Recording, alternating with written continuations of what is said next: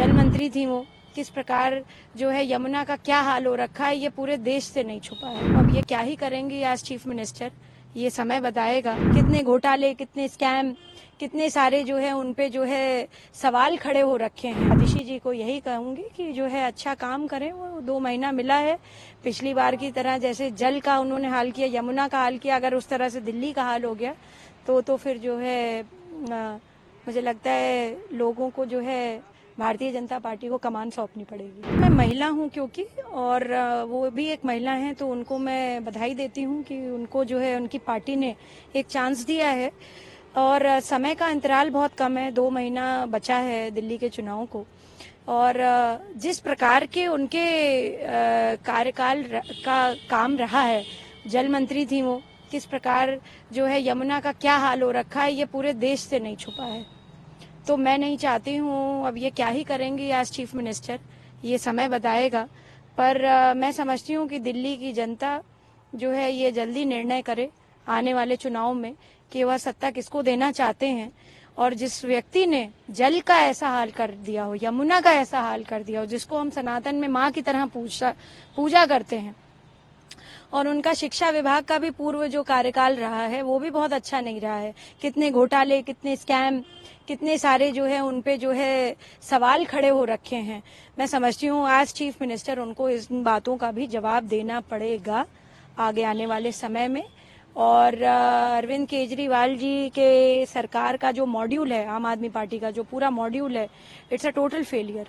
कहीं उसकी जो है खुले मंचों पे तारीफ नहीं हो रही है, कहीं भी उसका जो है बखान नहीं हो रहा है।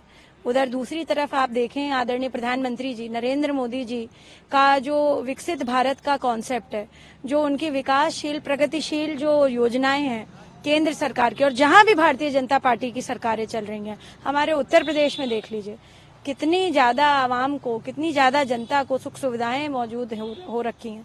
तो मैं समझती हूँ कि बस यही कहना चाहूंगी, आगे आने वाला चुनाव बहुत जल्द तय करेगा कि दिल्ली की दशा दिशा क्या है। और आतिशी जी को यही कहूंगी कि जो है अच्छा काम करें। वो 2 महीना मिला है, पिछली बार की तरह जैसे जल का उन्होंने हाल किया, यमुना का हाल किया, अगर उस तरह से दिल्ली का हाल हो गया तो फिर जो है मुझे लगता है लोगों को जो है भारतीय जनता पार्टी को कमान सौंपनी पड़ेगी। ऐसा कोई फिक्स नहीं होता है कि कोई महिलाओं का मुख्यमंत्री बन जाए तो महिला अपराध पर एक रोक लग जाए। आपने अभी देखा ममता बनर्जी की सरकार है वेस्ट बंगाल में, और कितना बड़ा वहां पर केस हुआ। अभी तक उस पे जो है हम जैसे कितने लोग लगे रहे, और उस पे किसी प्रकार की अभी कोई प्रतिक्रिया सरकार, मतलब केंद्र की नहीं, मैं स्टेट की बात कर रही हूँ, उस पे नहीं आई है। और यहाँ तक कि ऐसी बातों पर तो ममता बनर्जी जैसे व्यक्तित्व को, जो 2 दशक से ऊपर हो गया राजनीति में है, उनको इस्तीफा दे देना चाहिए था।